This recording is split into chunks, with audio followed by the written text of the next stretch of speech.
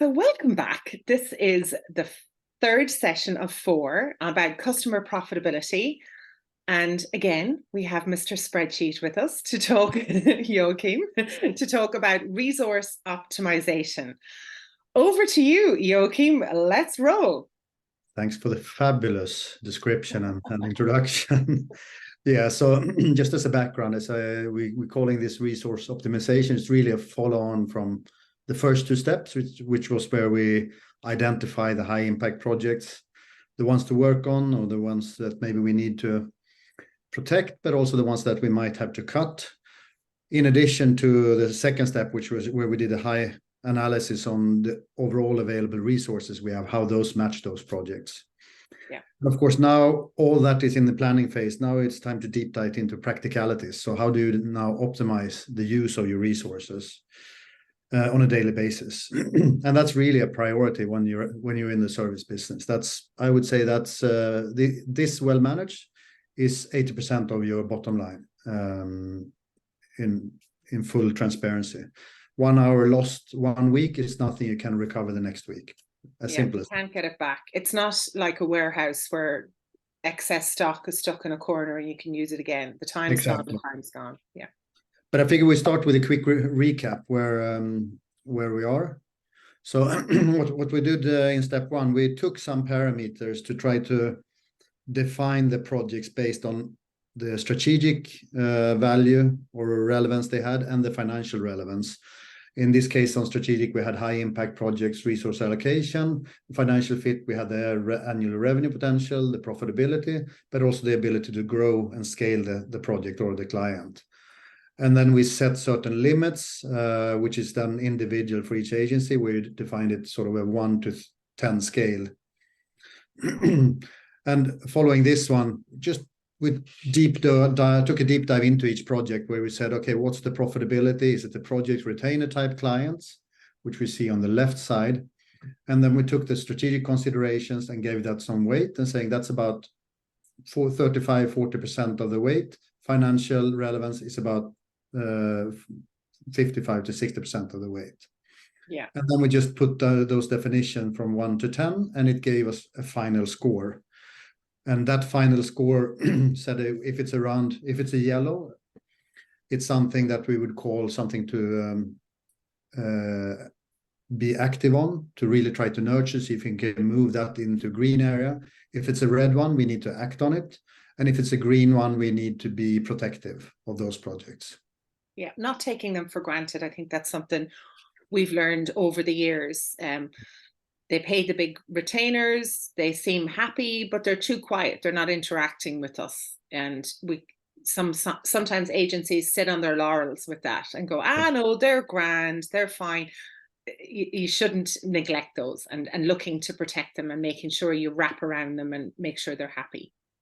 And I think also another thing we touched upon, which was the input from some people here, is, of course, this is only now working with data to gain some sort of insight apart from what you have in your gut or from the teams, how you know they operate. And also when we looked on profitability, we said we need to have sort of a longer time period, so we don't just deep dive into one specific month or one shorter period, because the project profitability can go up and down depending on where you are in the projects. Yeah. But the output here, the final score, is actually a great, you can say, input to the process of defining the next step. We also took a look on a rating. Let's say you had around 60 projects, which we had in our sample here. How do they rate in terms of the size of the generating business to us? And we saw that very often you have this sort of 20-80% rule, saying that around 20% of your clients generate 80% of your revenue or your profitability. And this is very much a relevant thing to have for you as well before you go into the next phase, which was the resource allocation.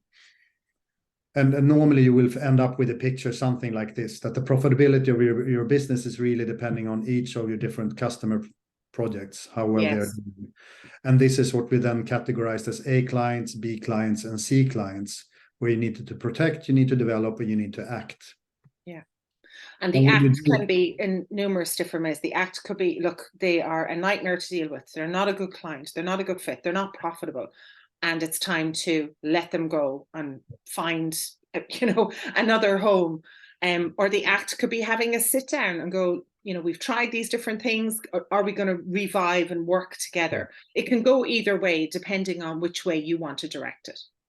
An act could also be a highly profitable client, but it's a super small client, and it demands that it's the CEO or the head of something that needs to be involved always to make it happen, sort of draining the resource from top level management. And it has no ability to scale, so it's always going to be, a small client going forward. So act could also mean that this is a client that we actually make money on. It's a small amount of money, but it's a stable income. So how can we act on this? Could we have a discussion with the client to broaden the scope? Can we put another resource in there, etc.? So a lot of questions needs to be answered, and it triggers also some actions. So what you do with this, we also said this is normally a 6-month cycle that you do this sort of review. So you keep that. You can use that for when you have offsite exercises with your teams. So you align on the view that these are our high impact clients. These are our clients that we need to act on, or our projects, because that resulted in the second step, which was then once we have defined all these clients, how do we then map that towards our organization today? If you look what we have today, maybe 3 months back, and also planning wise 3 months forward, are this going to be a skill set that we have? Or are we actually have significant skill sets here and we can't really offload that into our client projects? Because that triggers questions of things like long-term access, or even competence, you can say reskilling or upskilling. Right. Can we broaden the scope for certain people? And the whole right-sizing exercise, really. Yeah. And that brings brings in the human resources side of things, where you could have someone who's a fantastic fit in the organization. They have all the values, they're a great fit, but they're in the wrong seat. Yeah. And in fact, we need to move them and train them, because people make that mistake quite a lot, going, oh, they're not working out in that role, but they're a great fit for the team. They're culturally good fit. They've got the passion, they get the job, they want the job, they've got the capacity, they just happen to be in the wrong seat. And when you do a skills assessment, which is another resource that we have, and you find out where they're weak, where they would like to go, you could actually skill them up and get them into the right seat, and then it all works. 100%. And I think that when we did this step 1 and step 2, when sort of walking through this, it is to some extent, you can say it's theory based, but you have to sort of attach it into your organization. And you will, once you do these exercises, you will sort of capture a lot of small things that you can sort of correct and adjust. And you do get, normally the findings you will come out with, normally you have sort of known it already in your gut. You just get some sort of more visibility on it. So you can say, as the summary so far, what we've gone through for the first 2 sections is really, we identified these high impact projects. We took the categorization of doing that into A, B, and C. And then in addition, for all of these clients, we discussed you need to set the strategy then for each category. For instance, that we need to devote the right or more resources and attention to nurture the A clients, or expanding the relationship. It could be that we can foresee that we can expand the client by delivering same services, maybe to a new geography or a new department within the client, so we can grow that client. It could also be that we see we can add on and upsell additional services, so the relationship is really strong. So you can work out that sort of strategy for each category, and then move down that down into tactics for each client. The same with B clients. You can sort of see, how do we maintain the balance and effort here, given that we don't think we can grow this so much. Let's make sure we make this a profitable client and build on the relationship to maybe move them into a client. And as we talked about the C clients, is it worthwhile to continue the relationship, or can we do anything to improve the status and move them upwards? Yeah. And we discussed this in the previous recordings before, in the previous sessions that we've had. This is such an important thing to do with the team, because there's nothing more demotivating for a person working on the team to be working with a client that is very, very difficult. And add on top of that they're not profitable. And that can lead to people actually leaving your agency, because they they don't see that you are actively thinking about this. If you do this behind closed doors, they could be sitting there going, oh, I can't face another day working with this client. And that could make them leave. But if you're telling them, look, we always look at our clients. Are we doing the best work for them? Are they profitable? Are they good fits for us? Are we happy working with them? If your team knows that, they can hang on a little bit longer to go, oh, great, I won't be working with these forever. But a lot of employees feel, oh, this is it. I'm always going to have this client forever and ever and ever, because they don't know that you're doing this work behind the scenes. Yeah. Super important to do it with the team. Let them know, maybe start it off and then bring them in and then ask them the question, what should we do?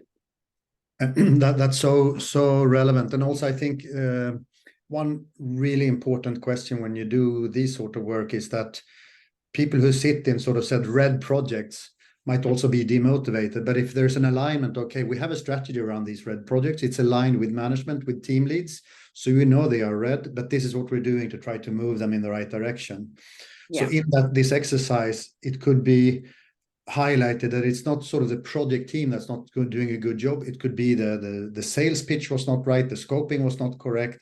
There's so many issues that might be coming out of this. It could, of course, also show that a certain team member or certain deliverables in our organization are always running the projects in red. And that's a good input to actually coach them to see, maybe you over deliver and you're not, able to say that this is in addition. So you need some support into that project to move them up. Yeah. So that ties into the second part of the step 2 that we called it. But I think with this as a background now, you come to sort of a good insight. You've done a lot of work and have some tactics into this. But now you come into the situation that, all in all, the planning is in place, but how do we now operate this on sort of a daily basis? And I can't really stress this enough. Whatever you plan for, whatever sales playbooks or playbooks you generate, whatever processes you set, if the execution is not there, it doesn't really matter. So we want to take this third session a little bit to deep dive into using all this visibility we got in step 1 and 2, and to make an understanding, how do we now move this into execution? What could you sort of have as a thought process? And stop me, Clodagh, if you want to have some additional deep dive into this. But of course, yeah, no but problem. On a very high level, you can say that the significance is really in the KPIs using the utilization and billability. And you can say when you start this planning, it's really about trying not to lose a lot of hours in your operations. Yeah. And those hours that people are actually sitting at work, that they, to the highest extent, are actually billable towards clients. It's really a consultancy nightmare in the service business when you sort of lose this control.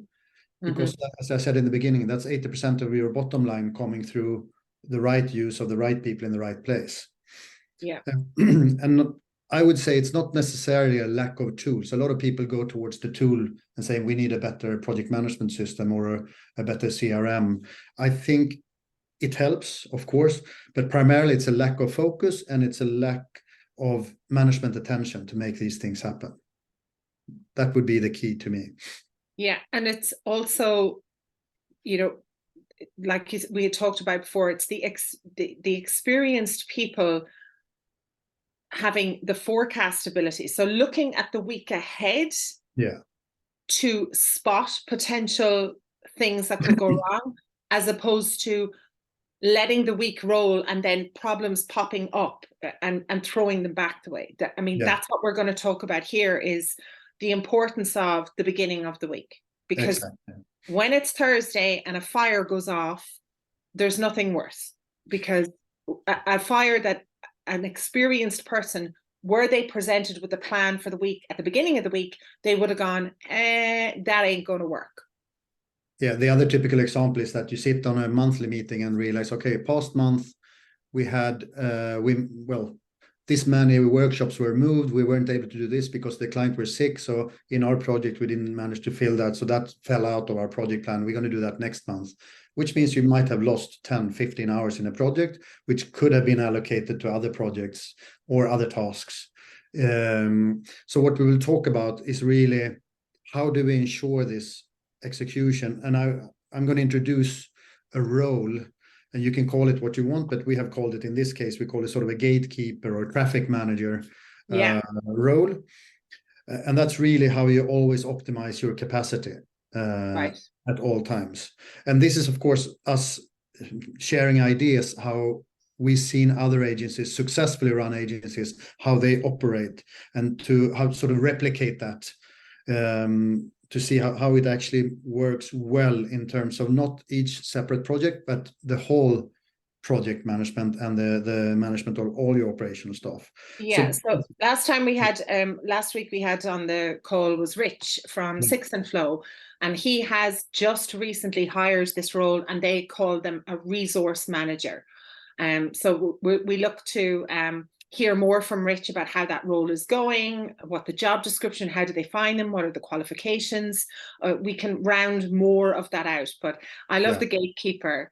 You Nordics come up with funny names for things, but you call it a resource manager. The typical role normally when you're a smaller agency, let's say 15 to 20 people, normally this is within somewhere in the leadership.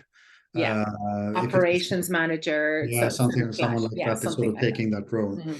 And of course this is based on observations, but also on some real success factors that we've seen, and sort of trying to put it all together. And I must say, it's very much doable, but it comes down to, as always, finding the right people to do this.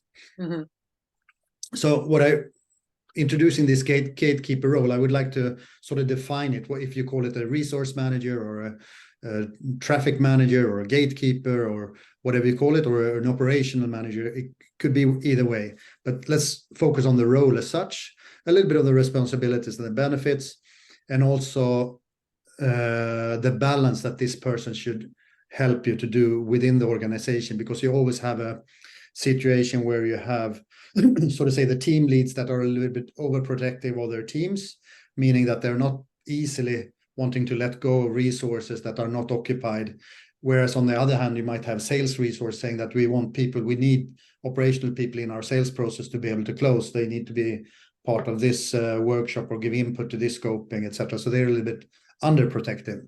So this sort of gatekeeper role has a very sort of balanced approach here, which should give you sort of a a respect within the organization, that they are working on a fairness principle and efficiency as the target.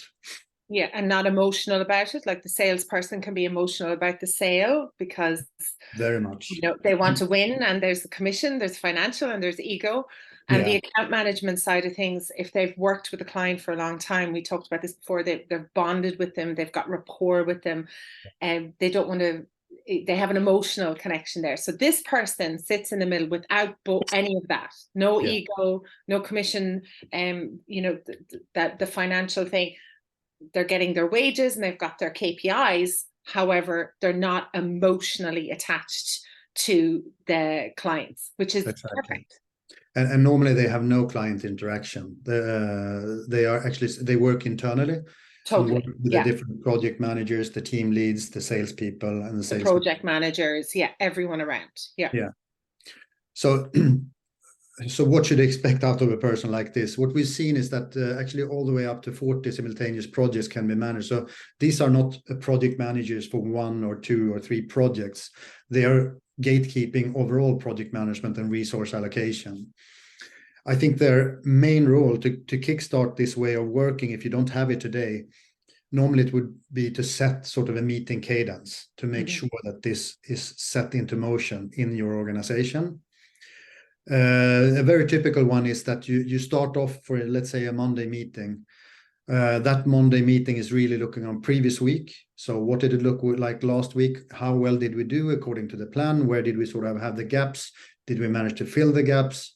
Are these gaps from the same clients constantly, or are some clients better or worse in planning, etc.? Can we do anything on account management to sort of reduce those sort of gaps?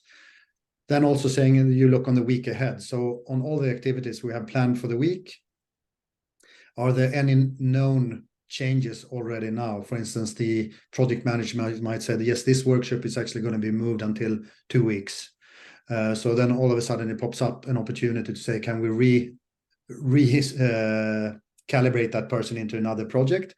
Or it could be that the salesperson say, actually, I could have use of that resource to be able to close, or we can do an assessment, a web assessment or whatever it is earlier that we had planned for next week.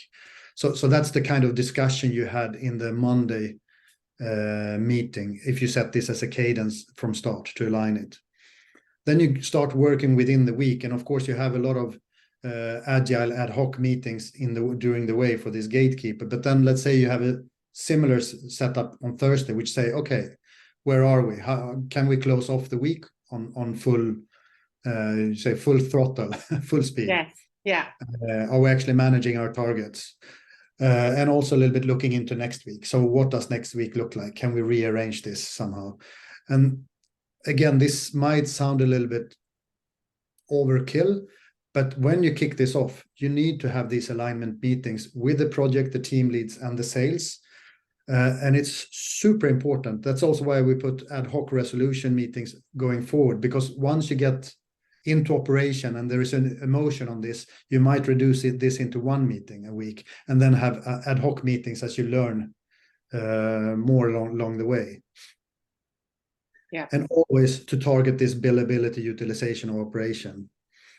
The other part I would say that is very relevant in the gatekeeper role, if you look from a customer's perspective, the value you give into customer project is that you actually are able to ensure to always meet or higher potential of meeting the customer expectation in terms of delivery, because you will be able to move around. You can even do, all of a sudden you can say, we can actually do this workshop plan for next week. We can do that already this week, if you're willing to. So, and maybe the customer have been pushing for something, because all of a sudden you can do that.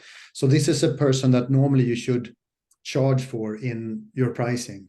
Either you bake it into the pricing or you have it highlighted. And it's not, if you manage up to 30, 40 projects, the cost for a client to pay for that resource is not high. The value is significantly higher than the price you would charge for it. So it would be an easy one to argue for in the sales process. Definitely, especially when they're spread across so many different projects. Exactly. And the point here would be, this would be a senior experienced person as well, who is comfortable saying no. Exactly. In a nice way, because that's their job, really. Saying no more than saying yes is probably the average for what they need to do. Yeah. And that person needs to be well paid. And if it's spread across, like you said, 35 projects, they can be, and the client understand, oh wow, there's that kind of level of person looking after my account. Absolutely. Yeah. And I also think that you pointed on something. This is probably not the cheapest resource you have in your organization. This is a person who has significant experience. It has a person that has good interrelationship sort of capabilities because they need to talk to project managers, they need to talk to sales leaders, they need to talk to even team members, and be strong enough to, when they're being pushed back, but you can say soft enough to let go and not pushing too hard. So that comes down to the second part after self-sustaining. It's the importance of respect for the role is very, very important. And that can only be done in the beginning by making sure that management is 1,000% behind this. It has to showcase, even there's some companies that the CEO is actually part of this Monday meeting to sit in listening to make sure that this is so important, and sometimes also sort of judging in the case that sales says, or someone says, no, we cannot let go of this person for this, we will find something else for that person to do, and the CEO can actually step in and say, now we'll do what the gatekeeper says, period. Yes. So the management attention on this is very, very important to make that work going forward. Yeah, because the hour that the CEO would spend, or the 90 minutes, or however long this meeting, in the beginning, this meeting might take 2 hours, and then you can get it down to 90, maybe 60 minutes once you make it more efficient. But the time that the CEO spends there versus not being in it and dealing with all the fires that they could have seen were going to come up because of their experience, and the decisions can be made there and then, instead of in the meeting, the gatekeeper going, oh, let me check, let me ask the CEO for that. You're in the meeting. It's just like EOS. You've got an issue, you identify, you discuss, and you solve. And you move forward. That's so good. And I think it's also, if you go a little bit further down, you can see here also that a well-handled role creates a very good sort of say alignment within the organization, not necessarily in each and every meeting, but all these agile conversations going on, moving into sort of real-time needs between sales, operations, management, and team members. All of this creates a really, really good insight into how you operate your business that has extreme value. For instance, it will trigger discussions on areas of cross-skilling. For instance, let's say that we're getting so much better on the services in terms of whatever it is. Let's say they're creating certain content because now we have AI doing that. So let's cross-skill these people to do really good strategy on PPC services, for instance. And all of a sudden we have a broader scale of services to be supplied by team members. And that could be also help out when you see peaks coming. Instead of talking about having resources for freelancers or hiring discussion, we can use peak or we can counter peak situations with a broader skill set in our staff. And that's normally a person like this would be a huge information giver into such a discussion. And the other one is on recruitment. I believe there should always, there is in the best ones, and there should always be a little bit of friction to recruit people. It's very costly. It's hard to get it right. And if you don't get it right, it's hard to sort of let go of it. And it could also trigger the wrong kind of behavior to sort of recruit and redundancy discussions all across. You sort of build something that gives you sort of a bad reputation in the market, that you're sort of treating staff in not a very good way. It's rather better to have a little bit of friction to really make sure that we do the right type of recruitment, because once you put them in, you want to make sure that they can be part of your business for a longer time period. Yeah. Because that the in and out of people coming, and because you're not having that consistent flow of, we know that we need this person for a long time, instead of up and down. That causes the team gets very disgruntled and they feel uncomfortable. We're bringing people, we're leaving people, am I next? So having that visibility on planning the recruitment and the resource, which is also part of that role, really important. Cool. And in addition, also if you look into the sales side of things, which is sort of you always want to be good in forecasting, and sales is always sort of challenged by that. So when the more discussions you have with sales in this role, you will become more and more aware of what's the sort of plan going forward in terms of resources that we need to be prepared to have. So I think the gatekeeper or traffic manager or head of operations role and the alignment with sales is super important. And it does also open up for other things like gamifications, where you can sort of do competition between teams, team members, and roles, where you can use simple KPIs, like I talked about, billability percentages, etc. Or do it as a whole for the business, saying that we want this week, we want to hit our target. If we do this, we can actually do something extra for the weekend. Or there's so much more into this to drive a behavior that's right for the business. Yeah, like a team building exercise, or something for maybe the team and their families. You can build that in. We're going to have this event next month. Yeah, love that. So this is very sort of hands-on type of work, and as you said, it would be great. Like we could probably also find some sort of roles, responsibility. What type of individual are you looking for recruiting someone like this? But let's also touch a little bit on the challenges you have for a person like this. As I said, that a person like this will have to rely on a lot of tools. They would rely on the project management tool, where you sort of plan the weeks, and also, I guess, on the sales pipeline. And here normally you would look on metrics like proposals out, compared to closed one, planned to be closed ones? What are the dates there? When is it possible to land into operation? When do we need to be prepared to deliver on those? So if the CRM is not up to date, for instance, from salespeople, that they have put the proposed close date very, very far ahead, just to make sure that they hit their target, all of a sudden it pops in, and you sit in a situation where you don't have the sight that you need in order to plan properly. So this is also one of the benefits to work and be aligned with sales. The other one is the people-related challenge. That, as I said, the interpersonal skill is so important. It's not easy always to talk about people of cross-skilling or upskilling, and the reluctancy to change and do this agile work. You might have people from legacy situation that have been very good and are very good in one specific area, enjoying that specialist situation.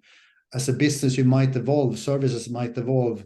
So it is sometimes a situation where the gatekeeper needs to,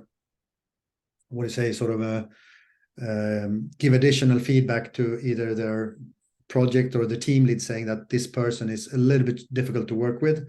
There is not a willingness to upskill or upscale. It's going to be a challenge over time. We don't see this role being relevant over time. So that sort of challenge is always going to be there. Yeah. Important in the recruitment process here, the things that I've spoken about before when I've worked with agencies, is finding people who have a growth mindset. Yeah. So that is super important. And also things like, in their past, have they played a musical instrument? Are they a musician? Have they been in a band? Have they been part of a swim team or a football team or a basketball team? Or are they a competitive, it could be powerlifting, could be CrossFit, could be anything like that. Those type of disciplines really do lead very well to working in an agency. So the ability to work on your own, practice, autonomous, but also collaborate and be part of a team as well. And that growth mindset, it's just so vital. The agency world, it's changing. Geez, like how much have we seen a change in the last few years? And it is only going to get more so like that. Yes. So things like that are very important to look for when you're hiring someone. And also, this is where I believe that the transparency is so important. The more people are involved in understand the process, as we talked about in step 1 and 2, to involve several teams in the definition of what's high impact projects, seeing those in front of you, understanding what you looked at into these sort of skill setting, it builds in the why for people to go to work. Why are they sitting in the week? Why are we in this meeting on the Monday to plan for the week? It helps out the whole sort of say mentality part of a person to be more willing to change, to be more willing to add on to their skill sets. And then also following this is the challenge sometimes to get the respect from the organization. For instance, it could often be that I always spoken directly to my project manager. I'll sort it out with him, whatever this guy says. So I think that is another challenge that has to be managed. And then, as I said, also the involvement of the heads to give sort of the full attention from management that this is a key role for us in order to be successful. And I can promise everyone who execute this well, unless you've done some really bad business and done something completely out of scope, this will make your business gain profitability in no time. I mean, if you do this correct, it will really help you to drive profitability. The bottom line will come so much faster. And especially that normally you say, well, we have an onboarding, so it takes 3 months, so people will not be profitable from day one. If you work with this, you have much more foresight, so you can sort of balance out. A lost month you can never recover. Right. If you lose 100 hours 1 month, you cannot add another 100 hours on people being fully employed next month. No, you can't. So that's why this is so important to have sort of accumulated. So you can see the type of person that would need to be. I'm the word diplomatic kind of comes out, because they need to work with, management. They need to work with sales. They need to work with extroverts, introverts, across the board. So someone who's got a bit of a diplomatic, I guess, perspective and can understand and being able to adjust, going, okay, when you're talking to a salesperson, you can be a bit more, pushy. When you're dealing with an introvert, pull back a bit and manage how you communicate with them. Cool. But I also think one of the biggest challenges you have starting something like this, it is you probably get a sort of a buy-in on the idea pretty easily, but then is when you actually start to operate it, all of a sudden a team lead or a project manager will feel that, oh, someone is taking my resources, putting it on some other projects. I'm not too happy with that, depending on where it lies today, but that friction will be coming early on. So that's why it's so important to have this attention early on. And you need to secure this sort of collaborative model very quickly. You don't want to create a friction entering into this. So it's very important to have the why explained. Why do we do this? What do we expect to get out of this? And how will it benefit everyone across the board if we do this well? Because it will ultimately benefit the whole organization. Everyone, all aspects. So I think in summary, I mean, you can say it was a short session, but it sort of ties together step 1 and 2, and it's a super important and relevant way. So in order to execute the plans that you did in the first 2 sections, what we sort of went down to in here, have a dedicated role to manage the daily twists and turns. We call it gatekeeper. I don't know, what was it? Resource manager? Resource manager is what Six and Flow have hired. Yes. Yeah. Make sure you have an alignment across the organization. Just ensure that you have respect for the tasks needed to always that people understand why this is being done. Secure that the systems you work with are updated and you don't have a lot of noise in your system, because that will create the wrong decision making. And also secure that the management attention is there. I would say that summarizes the whole optimization and the efficiency. That will drive such a big effect on your bottom line. Yeah, perfect. So that's section 3 that we've covered off today. The next one and final one that's in this series is about performance tracking. So reviewing existing and establishing key performance indicators. So all the KPIs that you need to track the progress and the impact of high priority projects. Exactly. And we'll have that on in 2 weeks' time, all recorded and all saved inside the Thrive platform. As always, a pleasure, Joachim. Thank you for bringing us into this level of agency financials, and we'll see you in a couple of weeks. Super. Thanks a lot. It's a pleasure to be here. Seriously, Clona. It's great. Thanks.